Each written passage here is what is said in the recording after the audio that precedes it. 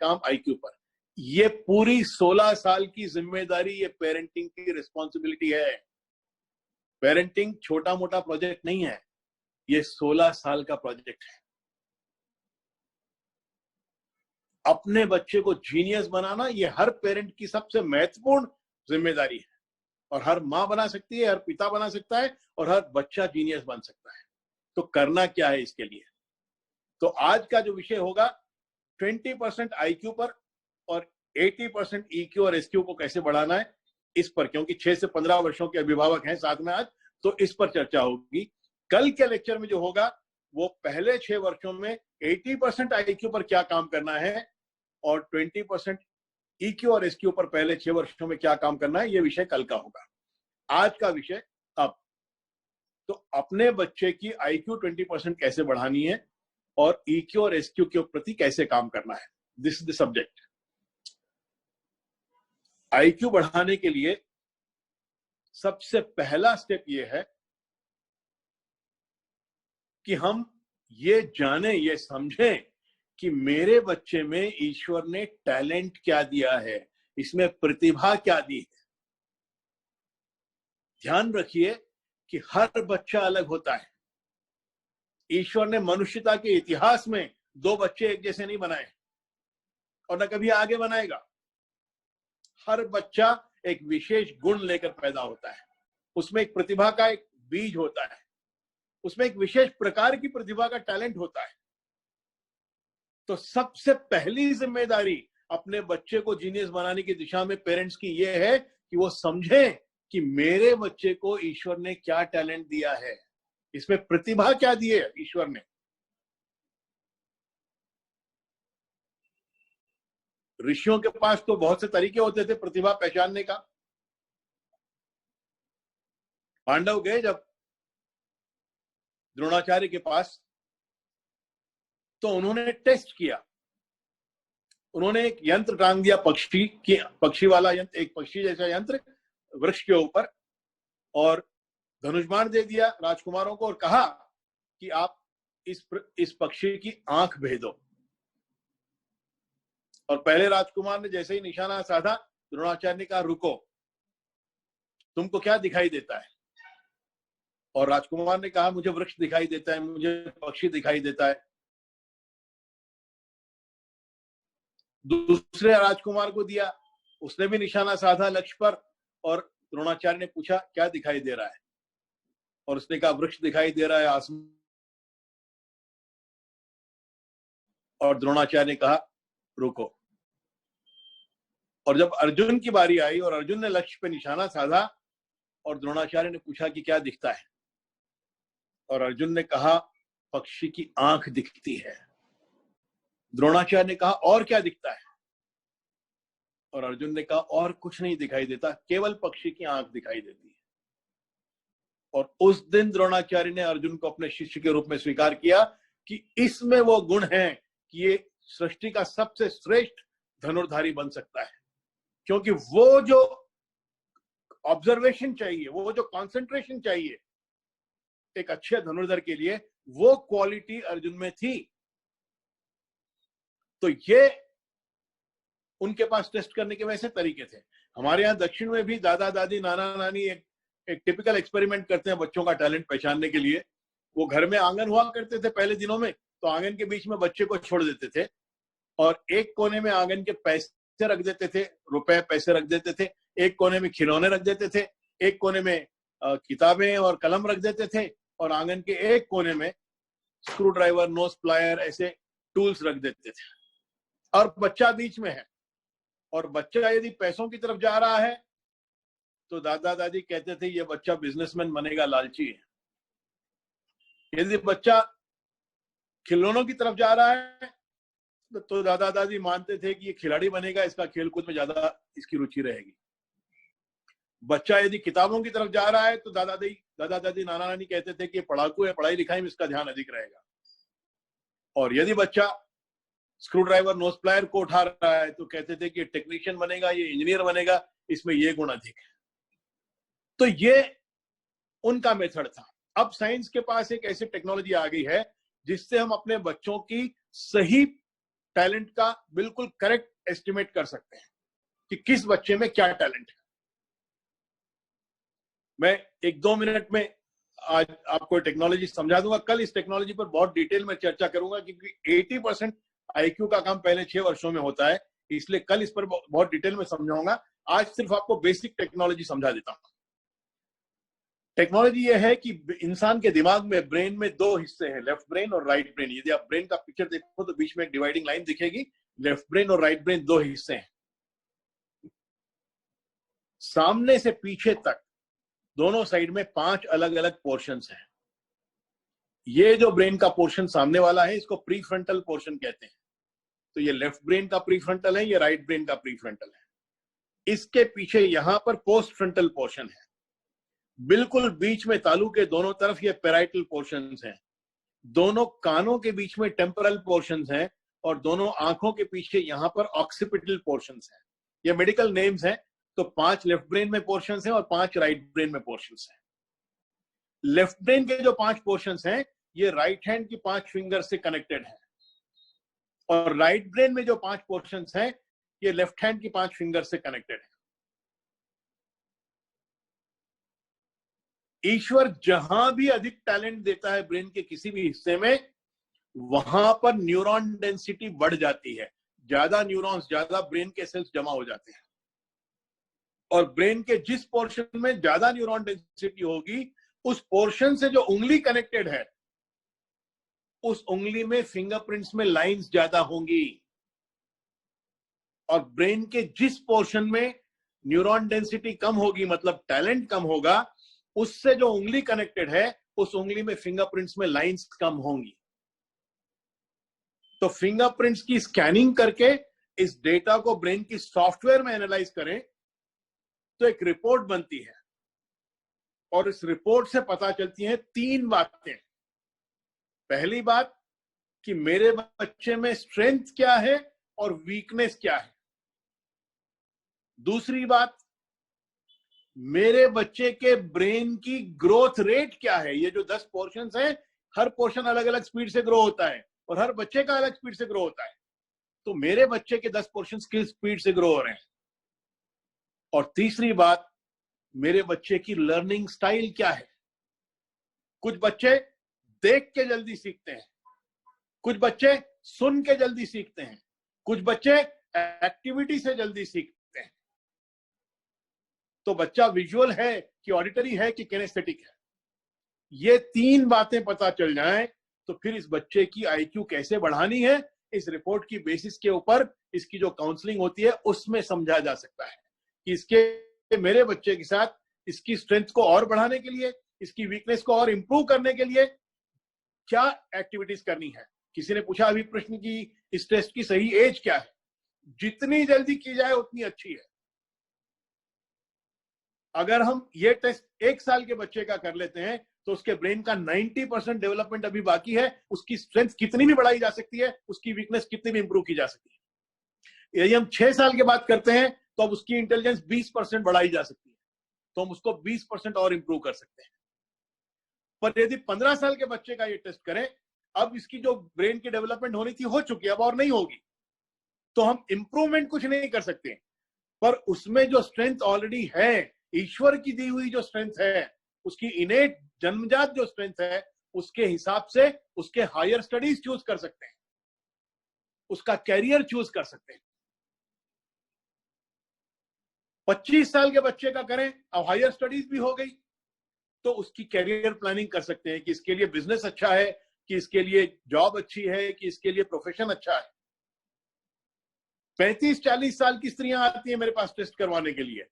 उनके लिए अब बच्चे बड़े हो गए, पढ़ने चले गए हायर स्टडीज के लिए, उनके पास खाली समय है, तो वो चाहती हैं कि मैं अपने लिए कुछ करूं।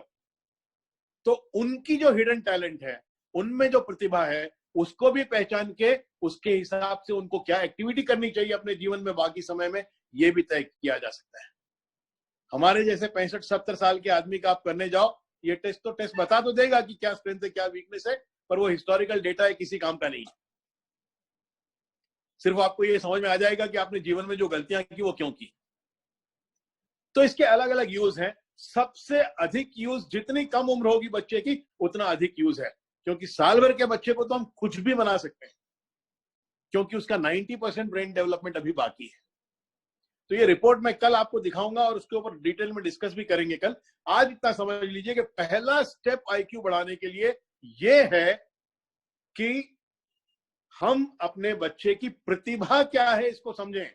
कल मैं बाकी सारे प्रश्नों के उत्तर दे दूंगा, आपको रिपोर्ट भी बता दूंगा, और आज जितने भी प्रश्न होंगे आप मुझे भेज दीजिए, मैं सारे प्रश्नों के उत्तर कल आपको इस रिपोर्ट के बारे में कल वाले लेक्चर में दे दूंगा। तो ये हो गया फर्स्ट स्टेप कि अपने बच्चे में टैलेंट क्या है। इसके बाद इसको बढ़ाने के लिए क्या करना है, इस रिपोर्ट की जो काउंसलिंग होती है उस काउंसलिंग में सारी डिटेल आ जाती है कि इस बच्चे की इंटेलिजेंस बढ़ाने के लिए हमको इसके साथ क्या क्या एक्टिविटीज करनी है। तो साल भर के बच्चे की एक्टिविटीज अलग होंगी, 6 साल के बच्चे की एक्टिविटीज अलग होंगी, 10-12 साल के बच्चे की एक्टिविटीज अलग होंगी, 20-25 साल के बच्चे की एक्टिविटीज अलग होंगी। तो उसकी एज के हिसाब से उसकी एक्टिविटीज होती है। इस टेस्ट का नाम क्या है, किसी ने पूछा। इस टेस्ट को कहते हैं dermatoglyphics multiple intelligence test, DMIT। Dermato मतलब स्किन, ग्लाइफिक्स मतलब ये जो लाइंस होती है फिंगरप्रिंट्स, इनको ग्लाइफिक्स कहते हैं। तो ब्रेन की जितनी इंटेलिजेंस है, अलग अलग हिस्से हैं ब्रेन में और हर हिस्से की इंटेलिजेंस अलग है, उसके हिसाब से उसकी स्ट्रेंथ और वीकनेस समझ के उसके साथ क्या एक्टिविटीज करनी है। हर बच्चा जीनियस बन सकता है, पर हर जीनियस अलग होगा। सबसे बड़ी गलती पेरेंट्स ये करते हैं कि अपने बच्चे में जो कमजोरी है हम उसका कंपैरिजन दूसरे की स्ट्रेंथ के साथ करते हैं। ये सबसे बड़ी प्रॉब्लम है पेरेंट्स के साथ। मैं आपको 1-2 मिनट में और समझा देता हूं। ये जो लेफ्ट ब्रेन है प्रीफ्रंटल, ये मैनेजमेंट का टैलेंट है। कोई भी बिजनेस मैनेज करना या कोई काम, कोई जिम्मेदारी को मैनेज करना, ये टैलेंट है। राइट ब्रेन जो प्रीफ्रंटल है, ये लीडरशिप का टैलेंट है, नेतृत्व क्षमता है राइट ब्रेन। ये पोस्ट फ्रंटल लेफ्ट ब्रेन, यहां जो 10% हिस्सा है, ये टैलेंट है लैंग्वेज और लॉजिक का, मतलब पढ़ाई लिखाई। लॉजिक मतलब मैथ्स और साइंस, और लैंग्वेज मतलब हिंदी, मराठी, तेलुगु जो भी आप पढ़ाते हो। पढ़ाई लिखाई का केवल 10% हिस्सा है ब्रेन में, बाकी 90% का पढ़ाई लिखाई से कोई ताल्लुक नहीं है। राइट ब्रेन जो है स्पेशियल इंटेलिजेंस और क्रिएटिविटी। क्रिएटिविटी मतलब नए नए आइडियाज जनरेट करने की कैपेसिटी, प्रॉब्लम सॉल्विंग की क्षमता, और स्पेशियल इंटेलिजेंस मतलब जगह को यूज करने की, स्पेस को यूज करने की इंटेलिजेंस, जैसे आर्किटेक्ट्स में होती है या इंटीरियर डिजाइनर्स में होती है। ये पोस्ट फ्रंटल राइट ब्रेन का काम है। पेराइटल ये जो सेंटर में है, इसमें लेफ्ट ब्रेन है फाइन मोटर स्किल्स, मतलब वो काम जो बच्चे उंगलियों से करते हैं, जैसे राइटिंग है, ड्राइंग है, पेंटिंग है, आर्ट एंड क्राफ्ट है, कैलीग्राफी है, ये सब उंगलियों पे कंट्रोल, ये पेराइटल लेफ्ट ब्रेन है। पेराइटल राइट ब्रेन है ग्रोस मोटर स्किल्स, मतलब वो चीजें जो बच्चे पूरे शरीर से करते हैं, जैसे स्पोर्ट्स है, गेम्स है, मार्शल आर्ट्स है, डांस है, जिम्नास्टिक्स है, ये सारे शरीर का की इंटेलिजेंस, ये ग्रोस मोटर स्किल्स। ये दोनों कानों के बीच में टेम्परल एरियाज हैं। तो लेफ्ट कान के पीछे का जो हिस्सा है, ये सुन के समझने की क्षमता है, और राइट ब्रेन के पीछे जो हिस्सा है, राइट कान के पीछे, ये बोल के समझाने की क्षमता है। और दोनों आंखों के पीछे ये ऑक्सीपिटल ब्रेन है, इसमें जो लेफ्ट ब्रेन है, ये ऑब्जर्वेशन मतलब देख के समझने की, पढ़ के समझने की क्षमता है। और राइट ब्रेन जो है, ये विजुअलाइजेशन मतलब इमेजिनेशन की, कल्पना शक्ति की, विजुअलाइज करने की, दृष्टिकरण की क्षमता है। तो ये 10 हिस्सों की अलग अलग क्षमताएं हैं। Sachin Tendulkar gross motor skills में बहुत स्ट्रांग है, जीनियस है। लता मंगेशकर टेम्परल ब्रेन बहुत स्ट्रांग है, संगीत की समझ है, 7 सुरों की, और आवाज पे कंट्रोल है, दोनों की क्षमता है। धीरू भाई अंबानी लीडरशिप की स्ट्रेंथ है, बिजनेस लीडरशिप की स्ट्रेंथ है। अल्बर्ट आइंस्टीन लॉजिकल स्ट्रेंथ है, साइंटिस्ट है। तो ये अलग अलग क्षमताओं की बातें हैं, और ब्रेन का कौन सा हिस्सा कितना स्ट्रांग है, इसके हिसाब से उसकी हायर स्टडीज चूज होनी चाहिए। तो पहली बात पेरेंटिंग में यह है कि मेरे बच्चे को ईश्वर ने क्या क्षमता दी है। मैं एक ही कहानी सुनाऊंगा यहाँ पे। मैं खामगांव करके महाराष्ट्र में जगह है, और कोई साल भर पहले की बात है, मैं वहां गया था। वहां पे हमारा कैंप हुआ था इस टेस्ट का। तो वहां जब मैं गया तो एक बच्चे का मैंने टेस्ट किया, वो 14 साल का था, 9th स्टैंडर्ड में था, और उसका ये पोस्ट फ्रंटल लेफ्ट ब्रेन मतलब पढ़ाई लिखाई वाला हिस्सा, लॉजिक और लैंग्वेज वाला, वीक था। मैनेजमेंट और लीडरशिप ये बहुत स्ट्रांग थी, पर ये हिस्सा बहुत वीक था, पढ़ाई लिखाई वाला। उसके माँ बाप भी थे, काउंसलिंग जब मैं कर रहा था, बच्चा भी था, माँ बाप भी थे। और जैसे ही टेस्ट मैंने किया तो मैंने उसको सबसे पहले टेस्ट देखते ही मैंने उसको कहा कि तुमको 40-50% मार्क्स आते होंगे पढ़ाई लिखाई में। तो एकदम से उसका चेहरा उदास हो गया और उसने कहा हाँ बस इतने ही मार्क्स आते हैं। मैंने कहा इसमें उदास होने की क्या बात है? उसने कहा उदास तो होने की बात है, मैं बहुत मेहनत करता हूं पर 40-50 से ज्यादा कभी परसेंटेज आता ही नहीं है मेरा। टीचर्स डांटते हैं, माँ बाप डांटते हैं, फ्रेंड्स मेरे मजाक उड़ाते हैं, कभी बेंच पे खड़ा कर देते हैं, कभी मेरे को बाहर निकाल देते हैं क्लास से। तो बहुत मैं परेशान रहता हूँ इसकी वजह से और बहुत दुख की बात है, इसलिए मैं हमेशा उदास रहता हूँ इस बात को लेकर। मैंने कहा इसमें उदास होने की कोई बात नहीं है। उसने कहा कैसे बात नहीं है सर, मैं बहुत मेहनत करता हूं लेकिन इससे ज्यादा मार्क्स मेरे आते ही नहीं। तो मैंने उसको पूछा ठीक है मैं तुमको समझाऊंगा कि उदास होने की बात क्यों नहीं है, मुझे ये बताओ कि तुम्हारे क्लास में फर्स्ट रैंक किसका आता है? तो उसने किसी का नाम दिया एक बच्चे का कि उसका फर्स्ट रैंक आता है। मैंने कहा उसको कितना परसेंटेज आता है? तो उसने कहा 100 आउट ऑफ 100 आते हैं। मैंने कहा बहुत अच्छी बात है, मान लो कि 10th स्टैंडर्ड में उसको 100 आउट ऑफ 100 आ गए, गोल्ड मेडल लेके वो पास हो गया, तो फिर क्या होगा? उसने कहा फिर क्या होगा, वो बहुत अच्छे कॉलेज में उसको सीट मिलेगी +2 के लिए। मैंने कहा मान लो +2 में भी उसको 100% आ गए, फिर क्या होगा? उसने कहा फिर क्या होगा, फिर उसको आईआईटी में सीट मिलेगी। मैंने कहा वेरी गुड, आईआईटी चला जाएगा वो और 4 साल में गोल्ड मेडल के साथ आईआईटी में पास हो गया, फिर क्या होगा? उसने कहा फिर क्या होगा, वो पोस्ट ग्रेजुएशन करेगा आईआईटी में। मैंने कहा पोस्ट ग्रेजुएशन करेगा और वहां भी उसको गोल्ड मेडल मिल गया, उसके बाद क्या होगा? वो थोड़ा सा कंफ्यूज हो गया और फिर उसने कहा उसके बाद क्या होगा, उसको अच्छी नौकरी मिल जाएगी। मैंने कहा वेरी गुड, गोल्ड मेडल से पोस्ट ग्रेजुएशन हो जाएगा तो अच्छी नौकरी मिल जाएगी। मुझे यह बताओ कि उसको अच्छी नौकरी कौन देगा? वो थोड़ा और कंफ्यूज हो गया। फिर उसने थोड़ा सोचा और फिर बोला अच्छी नौकरी उसको कंपनी वाले देंगे। मैंने कहा वेरी गुड, कंपनी वाले अच्छी नौकरी देंगे।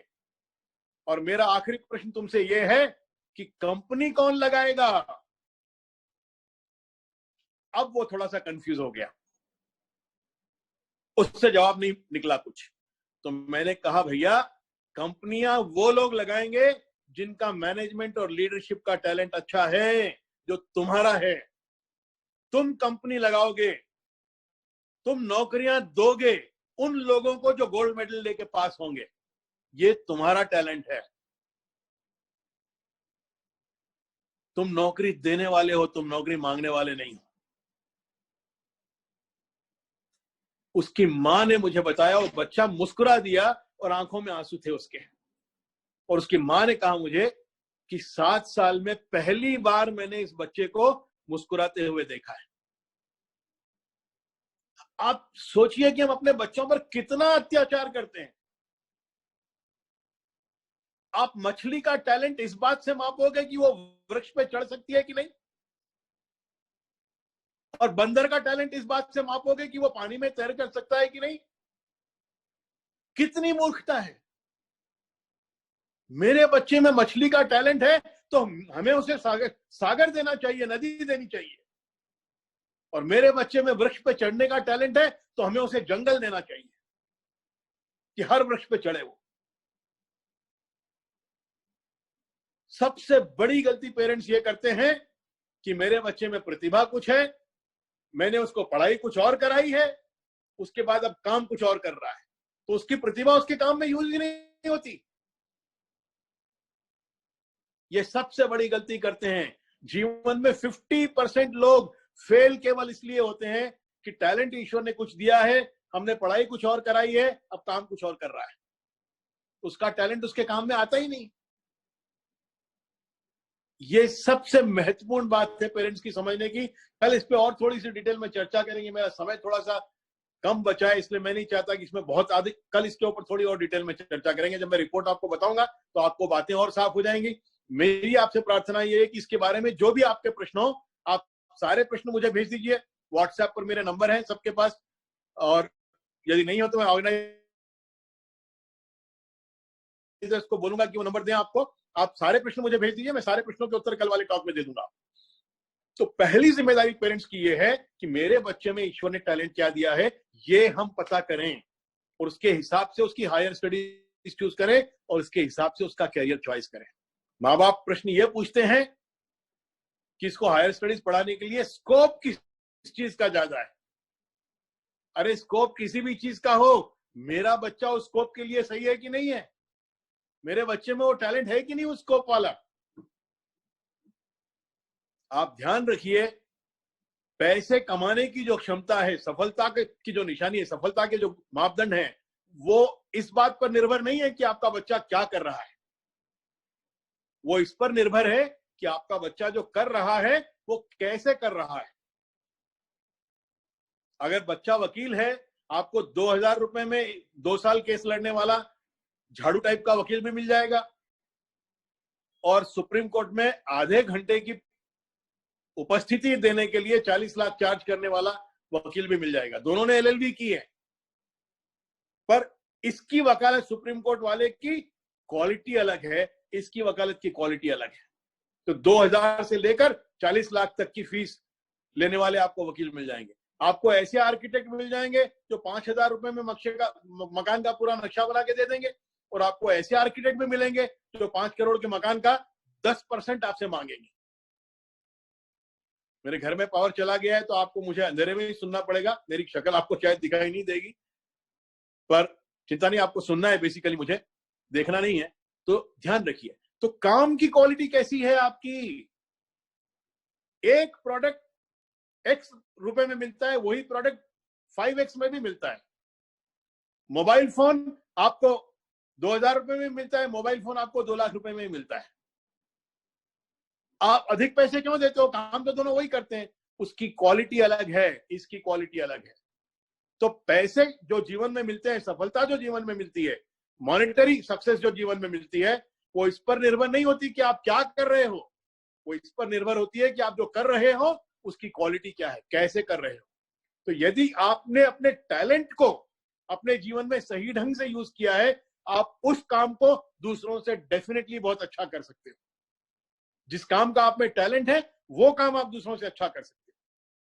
तो इसलिए अपने बच्चे का टैलेंट पहचानना ये पहली आवश्यकता है हर माता पिता के लिए। दूसरी आवश्यकता यह है कि मेरे बच्चे में जो कमजोरी है उसे मैं हरगिज किसी और के साथ कंपेयर नहीं करूं, किसी और की स्ट्रेंथ के साथ कंपेयर नहीं करूं। ये बहुत बड़ी गलती पेरेंट्स करते हैं। मेरा बच्चा गणित में वीक है तो उसको उसके साथ कंपेयर करेंगे जिसको गणित में 100 मार्क्स आते हैं।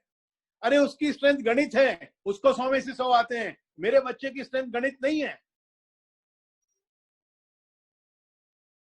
तो उसको कैसे आएंगे 100 में से 100 मार्क्स।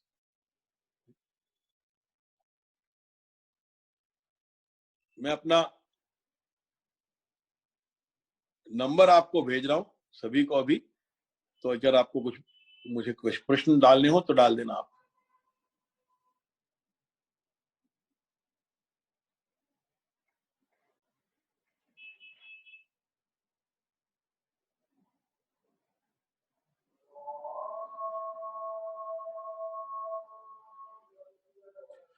चलिए, ये पहली बात है।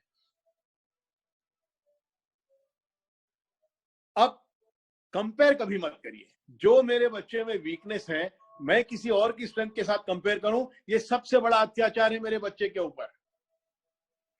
जो उसको ईश्वर ने दिया ही नहीं है उस गुण का कैसे कंपैरिजन आप कर रहे हो किसी और के साथ। मुझे अपने बच्चे की स्ट्रेंथ कंपेयर तो करनी ही नहीं चाहिए, कंपैरिजन होना ही नहीं चाहिए। कंपैरिजन एक ही चीज का होना चाहिए, मेरे बच्चे की कंपैरिजन होनी चाहिए उसी के स्वयं के पास्ट परफॉर्मेंस से, कि पिछले एग्जाम में तुझे यदि 70% मिले, इस बार 75% की कोशिश करना है। अपनी पास्ट परफॉर्मेंस के साथ कंपेयर करो अपने बच्चे को, never compare with anyone else, क्योंकि हर बच्चा यूनिक होता है, हर बच्चे की स्ट्रेंथ और वीकनेस अलग होती हैं। एक की वीकनेस को दूसरे की स्ट्रेंथ के साथ कंपेयर करना इसकी कॉन्फिडेंस की हत्या करना है। हरगिज कंपेयर मत करिए अपने बच्चे को किसी और के साथ, वो यूनिक है, वो एक्सक्लूसिव है, उसको कंपेयर मत करिए किसी और के साथ। बहुत महत्वपूर्ण है। एक और बहुत महत्वपूर्ण बात, आपको 6 से 15 की उम्र की बोल रहा हूं, 6 से पहले वाली कल बातें बताऊंगा आपको। जब बच्चा 9-10 साल का हो जाए, आपको सबसे अच्छा फ्रेंड अपने बच्चे का होना चाहिए। You must be the best friend for your child. क्यों? क्योंकि जब उसको कोई मुश्किल हो रही है, जब वो स्ट्रगल कर रहा है, जब उसका किसी चीज में वो फेल हो रहा है, या उसको तकलीफ हो रही है, या कोई चीज समझ में नहीं आ रही है, या उसको स्कूल में कोई पीड़ा दे रहा है, कोई टीचर डांट रही है, या लड़की को कोई छेड़ रहा है, वो किसको बताएगी? वो बच्चा किसके साथ शेयर करेगा ये उसकी तकलीफ? वो केवल उसके साथ शेयर करेगा जो उसका बेस्ट फ्रेंड है। तो आप यदि अपने बच्चे के बेस्ट फ्रेंड नहीं हो, तो आपका बच्चा अपनी स्ट्रगल आपके साथ शेयर नहीं करेगा, और आपको उसकी स्ट्रगल पता नहीं होगी तो आप उसकी सहायता कैसे करोगे? मैं बार बार अपने पेरेंटिंग के सेशंस में कहता हूं, ये सबसे महत्वपूर्ण बात है, encourage the flow of bad news. बुरी खबर का फ्लो आप तक जल्दी से जल्दी पहुंचना चाहिए। Encourage the flow of bad news. आपके बच्चे को गोल्ड मेडल मिला और आपको पता नहीं चला, कोई फर्क नहीं पड़ता।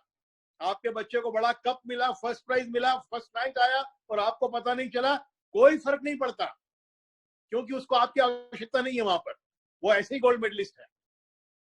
पर यदि आपका बच्चा फेल हो रहा है, यदि वो स्ट्रगल कर रहा है, यदि कोई उसको प्रताड़ित कर रहा है, वो आपसे बोल नहीं पाता, बुरी खबर यदि आपको बोलने की उसमें कॉन्फिडेंस नहीं है, then you are not a good parent.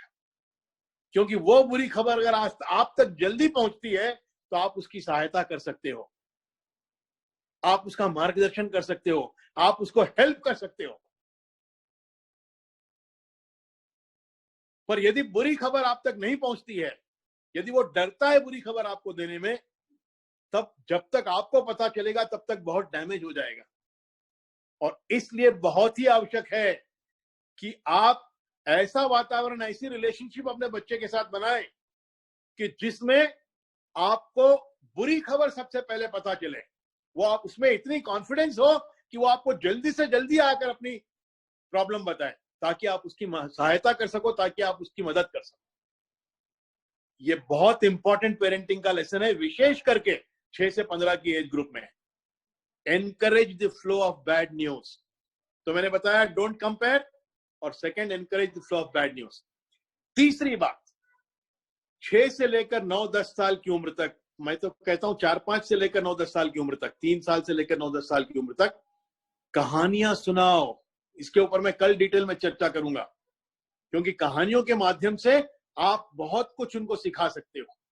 इस पर मैं कल चर्चा करूंगा आपको डिटेल में, क्योंकि ये 3 साल से शुरू हो सकता है। एक और बहुत महत्वपूर्ण बात जो आपको बच्चों के साथ करनी है, उनको खुल के अपनी बात कहने का अवसर दो। फैमिली टाइम क्रिएट करो 1 घंटे का प्रतिदिन, क्योंकि मैं विश्वास के साथ ये बात कहता हूं कि आपके बच्चों के मन में जो चल रहा है उसका आपको कोई ज्ञान नहीं है, आप उसका अंदाजा भी नहीं लगा सकते। जब वो अपने मन की बात आपसे कहेंगे खुल के, तब आपको पता चलेगा कि उनके मन में क्या चल रहा है। और वो कहेंगे नहीं क्योंकि आप पर उनको विश्वास नहीं है। तो जो फैमिली टाइम आप क्रिएट करते हो, उसमें कई एक्टिविटीज आप क्रिएट कर सकते हो। डाइनिंग टेबल पर हो सकती है फैमिली टाइम, आपस में बैठकर चर्चा कर रहे हो, उसमें हो सकता है फैमिली टाइम। क्या एक्टिविटीज होनी चाहिए? आपको मान लो एक दिन आप फैमिली टाइम में ये शेयर करो कि भाई सबसे फेवरेट डिश क्या है। तो दादा दादी, माता पिता, भाई बहन सब बैठे घर में एक साथ, और दादा दादी पहले शुरू करें कि उनकी सबसे फेवरेट डिश क्या है, फिर माँ बाप शुरू करें, और फिर बच्चों पे आए कि फेवरेट डिश क्या है और क्यों है। ये बहुत साधारण विषय है, पर इसके पीछे गहरा कारण है। क्योंकि दूसरे दिन फिर आप शुरू कर सकते हो कि आपका बेस्ट फ्रेंड कौन है। तो दादा दादी अपने बेस्ट फ्रेंड की शेयरिंग करेंगे, माता पिता अपने बेस्ट फ्रेंड की शेयरिंग करेंगे, बच्चे अपने बेस्ट फ्रेंड की शेयरिंग करेंगे, और उसमें आपको ये पता चलेगा कि उनको दूसरे में क्या अच्छा गुण लगता है, आपका बेस्ट फ्रेंड कौन है और उसमें क्या गुण आपको अच्छा लगता है। आपको थोड़ा और अपने बच्चों के बारे में समझ में आएगा। फिर इसके बाद आप शेयर कर सकते हो कि आपकी फेवरेट टीचर कौन है। तो दादा दादी अपनी फेवरेट टीचर के गुण बताएं, माँ बाप अपनी फेवरेट टीचर के गुण बताएं, और बच्चे अपनी फेवरेट टीचर के गुण बताएं। आपका फेवरेट सब्जेक्ट क्या है? किसी दिन ये शेयरिंग हो सकती है कि आपका फेवरेट जोक क्या है, किसी दिन ये शेयरिंग हो सकती है कि आपकी फेवरेट स्टोरी क्या है, और सब अपनी फेवरेट स्टोरी शेयर करें। किसी दिन ये शेयर हो सकता है कि आपके जीवन का सबसे खुशी, सबसे प्रसन्नता भरा क्षण क्या है। दादा दादी अपनी पूरे जीवन का सबसे महत्वपूर्ण क्षण, सबसे प्रसन्न क्षण क्या था, उसकी शेयरिंग कर सकते हैं। माता पिता अपने प्रसन्न क्षण की शेयरिंग कर सकते हैं, बच्चे अपने सबसे प्रसन्न क्षण की शेयरिंग कर सकते हैं। कभी आप ये भी सीरियस बहुत जब हो जाए समय, उसके बाद आप ये भी कर सकते हो कि सबसे दुखी क्षण क्या था आपका, सैडेस्ट मोमेंट ऑफ लाइफ क्या था, उसकी शेयरिंग करो। वो क्षण कौन सा था जब आप बहुत ज्यादा हंसे थे जीवन में, या आपको सबसे प्यारा कौन लगता है। आप ऐसे कई विषय निकाल सकते हो फैमिली टाइम में, जहां पर बच्चे अपनी बात खुलकर कह सकें। और जितना आप ये संवाद बढ़ाओगे बच्चों के साथ, उतना आपको उनके मन में क्या बातें हैं ये समझ में आएंगी। You will become their best friend. और उनको कोई भी सब तकलीफ जब होगी, वो सबसे पहले आपसे share, best friend of your child. और ये उसका तरीका है बेस्ट फ्रेंड बनने का। और जब आप बेस्ट फ्रेंड बन जाओगे अपने बच्चों के, तब आपसे वो कोई भी प्रश्न पूछने में हिचकिचाएंगे नहीं। याद रखिए, ऐसा कोई प्रश्न नहीं है, ऐसा कोई विषय नहीं है जो माँ बाप और बच्चों के बीच में डिस्कस नहीं हो सकता। Every subject is right. सिर्फ आपको उनको समझाने का सही तरीका होना चाहिए। मुझे याद है, मेरी बड़ी लड़की पूना रहती है, और उसकी लड़की अब तो हो गई वो 16-17 साल की। उस समय वो शायद 10 साल की थी, 7-8 साल पहले की बात है। और मेरी लड़की ने मुझे एक दिन घबरा के फोन किया और कहा, पापा जी ये नंदिनी बहुत अजीब अजीब सवाल कर रही है। मैंने पूछा क्या सवाल कर रही है? तो उसने कहा, आज उसने मेरे से पूछा कि मम्मा सेक्सी का क्या अर्थ है, सेक्सी शब्द का क्या अर्थ है। तो मैंने कहा, तुमने क्या उत्तर दिया उसको? उसने कहा, मैंने कहा ऐसी गंदी बातें मत कर मेरे साथ। मैंने कहा ये सबसे बड़ी गलती की। उसने कहा क्यों? मैंने कहा बड़ी गलती इसलिए है क्योंकि तुमने उसको सेक्सी शब्द का अर्थ नहीं समझाया। उसको अर्थ तो समझना है सेक्सी शब्द का, तुमने नहीं समझाया। वो किसी और से पूछेगी, और वो जिस किसी और से पूछेगी वो उसको उस शब्द का सही अर्थ समझाएगा, ऐसा जरूरी नहीं है। वो प्रश्न पूछ रही है तो तुमको उसका उत्तर देना ही चाहिए, और उसको समझ में आए इस ढंग से देना चाहिए। उसने कहा, नहीं मेरे समझ में नहीं आता कि मैं उसको कैसे हैंडल करूं, मैं बहुत कंफ्यूज हूं। मैंने कहा, नहीं उसको जैसे समझ में आता वैसे हैंडल करना चाहिए। उसने कहा, नहीं आप ये समझो कि मैं नंदिनी हूं और आप मम्मा हो, तो मैं पूछ रही हूं आपसे कि सेक्सी शब्द का क्या है, तो आप कैसे समझाओगे? तो मैंने कहा, मैं कहूंगा नंदिनी, तुम जब पार्टी में मेरे साथ कपड़े पहनकर सज धज के चलती हो तो मम्मा क्या बोलती है कि तुम कैसी दिख रही हो? तो नंदिनी बोलेगी तुमसे, मम्मा आप बोलते हो नंदिनी आप बहुत प्रेटी दिख रहे हो, you are looking very pretty. वो कहेगी ऐसा, तो उसके बाद तुमको ये सिर्फ समझाना है उसको कि छोटी बच्चियां जब ड्रेसअप करके चलती हैं, सज धज के चलती हैं, तो प्रेटी दिखती हैं, और बड़ी लड़कियां, स्त्रियां जब सज धज के चलती हैं तो सेक्सी दिखती हैं। अब इसमें क्या प्रॉब्लम है तुमको समझाने के लिए? What is your problem? वो सेक्सी शब्द में डर्टीनेस है या आपके माइंड में डर्टीनेस है? हमारे माइंड की डर्टीनेस हम क्यों अपने बच्चों के माइंड में डालते हैं? उसको एक शब्द का अर्थ चाहिए, आप उस शब्द का अर्थ उसको उस ढंग से समझाओ ना। Why you want to create कि ये गंदा है ये अच्छा है? समझ रहे हो आप मेरी बात की नहीं समझ रहे हो? देयर इज नो सब्जेक्ट, ऐसा कोई विषय नहीं है जो आपके और आपके बच्चों के बीच में डिस्कस नहीं हो सकता। केवल उनकी उम्र के हिसाब से आपको उनको सही ढंग से हर विषय को समझाने का ज्ञान होना चाहिए। मेरे स्कूल में एक पेरेंट बहुत घबरा के आया एक दिन, घबरा के आया और उसने मेरे को बोला कि देखो सर, चौराहे पे कितना गंदा गाना बज रहा है। मैंने कहा क्या गंदा गाना बज रहा है? उसने कहा वहां गाना बज रहा है सर, चोली के पीछे क्या है? मैंने कहा चोली के पीछे एक इंसान है, और क्या है? There is a human being behind the choli. क्यों लगता है आपको ये गंदा है? और आपको गंदा लगने से वो बजना बंद हो जाएगा क्या चौराहे पे? आपका बच्चा तो फिर भी सुनेगा उसको। और उसको पता होना चाहिए कि उस गाने को उसको कैसे समझना है। ये आपको सही ढंग से समझाना चाहिए।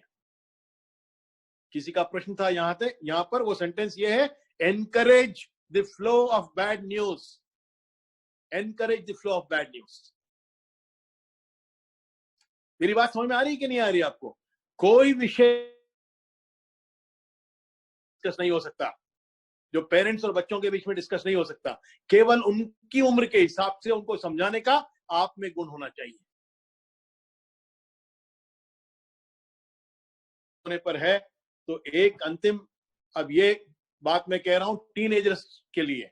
टीनेजर मतलब 13 साल से लेकर 18-19 साल तक की उम्र के जो बच्चे हैं, ये बहुत बहुत ही कंफ्यूजिंग उम्र है, क्योंकि फिजिकल चेंजेस हो रहे हैं, इमोशनल चेंजेस हो रहे हैं, पीयर प्रेशर है, करियर की अनसर्टेनिटीज है, वो सब कंफ्यूज है इस समय। वो आजादी चाहते हैं इस उम्र में, आप कंट्रोल चाहते हो इस उम्र में। तो इस आजादी और कंट्रोल का बैलेंस कैसे बनेगा? कितनी आजादी देनी है और कब देनी है, कितना कंट्रोल रखना है और कब कंट्रोल छोड़ना है, ये बहुत गंभीर और समझने वाला विषय है। इसके ऊपर बहुत लंबी कार्यशाला हो सकती है, पर मैं एक आधी बात तो कम से कम आपसे कहना चाहता हूं। धीरे धीरे आजादी देनी है और धीरे धीरे कंट्रोल छोड़ना है। 13 से 19 तक की उम्र में धीरे धीरे आजादी बढ़ानी है और धीरे धीरे कंट्रोल कम करना है। यदि आप कार ड्राइव करते हो तो आपको क्लच और एक्सेलरेटर की रिलेशनशिप पता होनी चाहिए।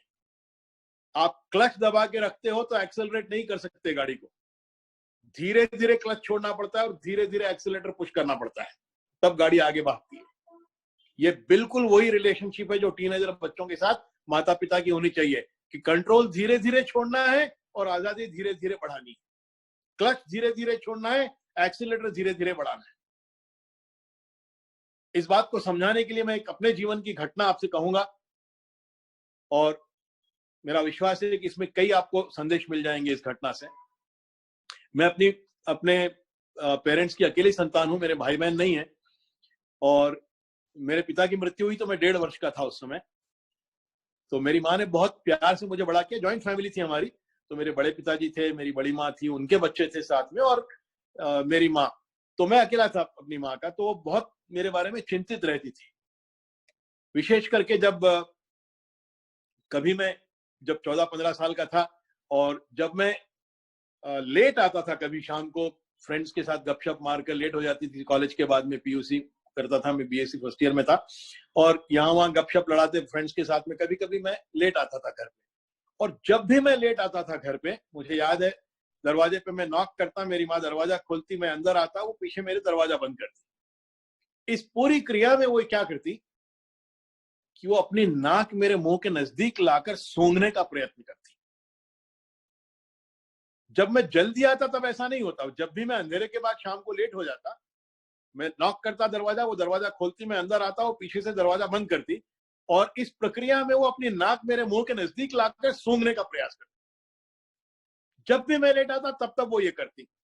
और मैं भी उसका ही बेटा था, वो बहुत इंटेलिजेंट थी मेरी माँ, पर मैं भी उसका ही लड़का था, मैं भी उतना ही इंटेलिजेंट था, तो मेरी समझ में आता था कि वो क्या कर रही। एक दिन मेरे मित्रों के साथ कुछ झगड़ा हो गया, तो मैं दिमाग में गर्म उबला हुआ तो थोड़ा, घर जब पहुंचा मैंने दरवाजा नॉक किया, लेट हो गया था, और अंदर आया और माँ ने सूंघने का प्रयास किया, और मैं भड़क गया। मैंने कहा, क्या सूंघना चाहती हो तुम रोज? शराब पी के आया हूं, सिगरेट पी के आया हूं, भरोसा नहीं है मेरे ऊपर? मेरी माँ ने दरवाजा बंद किया, मेरी उंगली पकड़ी और बोला, अंदर चल।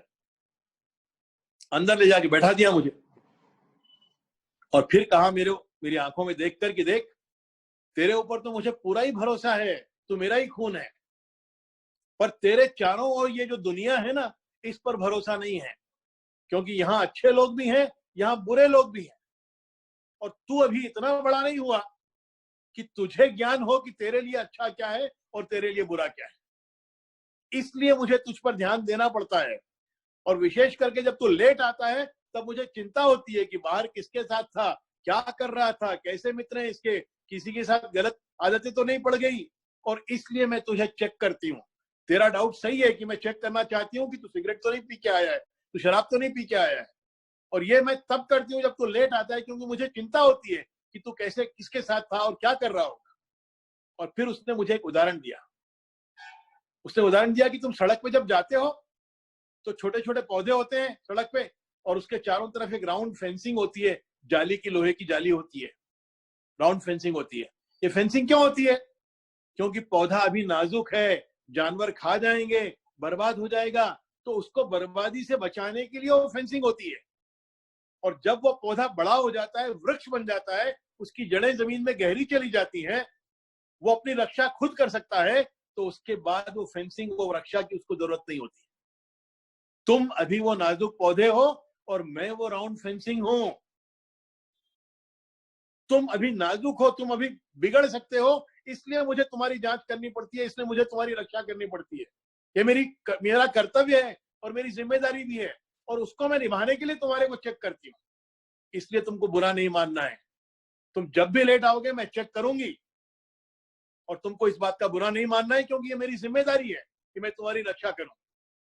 तुम बड़े हो जाओगे, जिस दिन तुम्हारी जड़ें अपनी जमीन में गहरी चली जाएंगी और तुम अपनी रक्षा स्वयं कर सकोगे, उस दिन मुझे तुम्हारी फिक्र करने की आवश्यकता नहीं होगी, तब ये राउंड फेंसिंग नहीं रहेगी तुम्हारे ऊपर। लेकिन जब तक तुम बड़े नहीं हो जाते, जब तक तुम समझदार नहीं हो जाते, जब तक अपने जीवन की जिम्मेदारी अपने कंधों पे उठाने लायक नहीं हो जाते, तब तक मैं चेक करूंगी, और तुमको बिल्कुल इस बात का बुरा नहीं मानना है, क्योंकि ये मेरी जिम्मेदारी। इतना समझा कि उसने मेरी गर्मी दिमाग में जो थी वो तो थोड़ी ठंडी कर दी, मेरा बुखार थोड़ा कम हो गया। और उसके बाद उसने जो बात कही, वो बात मैं आज तक नहीं भूल सका। आज मैं 66 साल का हूं, शायद 50-51 साल हो गए उस बात को, मैं आज तक नहीं भूल सका उस बात को। उसने कहा आंखों में आंसू भर के कि देख, तेरे पिता की मृत्यु हुई तो तू 1.5 वर्ष का था, और वो मरने से पहले बार बार पलट पलट कर तेरी ओर देख रहे थे। उनका मन तुम में अटका हुआ था, और मुझे मालूम था कि वो शांति से नहीं मर सकेंगे यदि वो बार बार उनका मन तुम्हारे में अटका रहा। तो मैंने उनका हाथ पकड़ के उस दिन उनको कहा कि आप शांति से जाओ, इस बच्चे की चिंता मत करो, मैं इसको दुनिया का बहुत सबसे अच्छा इंसान बनाऊंगी, इसकी जिम्मेदारी मुझ पर छोड़ दो, मुझ पर विश्वास करो, आप शांति से जाओ। और उसके बाद वो मरे। मैंने वचन तो दे दिया उनको कि तुमको दुनिया का सबसे अच्छा इंसान बनाऊंगी, पर आज मेरे को बहुत बेबसी महसूस होती है, क्योंकि मैं अकेली वो जिम्मेदारी पूरी नहीं कर सकती तुमको सबसे अच्छा इंसान बनाने की। जो वचन मैंने तुम्हारे पिता को दिया, उसको पूरा करने के लिए मुझे तुम्हारी सहायता की आवश्यकता है। और इसलिए तुम आज मुझे वचन दो कि तुम जीवन में ऐसा कोई काम नहीं करोगे जिसकी वजह से मेरा तुम्हारे पिता को दिया हुआ वचन खाली जाए। 50-51 साल हो गए उस बात को, और इन 51 सालों में कई बार गलत काम करने की लालच, टेम्पटेशन मुझ में भी हुई, पर हर बार जब भी कभी ऐसा टेम्पटेशन हुआ तो मैं हर बार ध्यान आता है कि वो जो वचन मैंने दिया था मेरी माँ को, वो कहीं खराब नहीं हो जाए। उसने मेरे पिता को जो वचन दिया वो कहीं खाली नहीं हो जाए। उसने जो मेरे साथ किया उस दिन, वो हर माँ अपने बच्चे के साथ कर सकती है। सही समय पर सही ढंग से सही बात सिखा देना उसको, ऐसे ढंग से कि उसके मन पे अंकित हो जाए वो बात, उसके सबकॉन्शियस प्रोग्राम का हिस्सा हो जाए वो बात, ये हर मां कर सकती है। और EQ और SQ को नर्चर करने का ये तरीका है कि हम अपने बच्चे को कहानियों के माध्यम से, जीवन की घटनाओं के माध्यम से, जीवन के अनुभवों के माध्यम से सही समय पर सही बात सही ढंग से सिखा दें, तो ये उसका EQ और SQ का पूरा नर्चरिंग, ये 6 से 15 के बीच में 80% ये काम करना पड़ता है। 20% IQ का काम मैंने थोड़ा समझा दिया आज आपको इस रिपोर्ट के बारे में, कल डिटेल में और चर्चा करेंगे और इसके बारे में पूरी बात समझा दूंगा कल मैं आपको। Thank you very much. मेरा समय अभी का पूरा हुआ। आप लोगों के कुछ लोगों के प्रश्न मेरे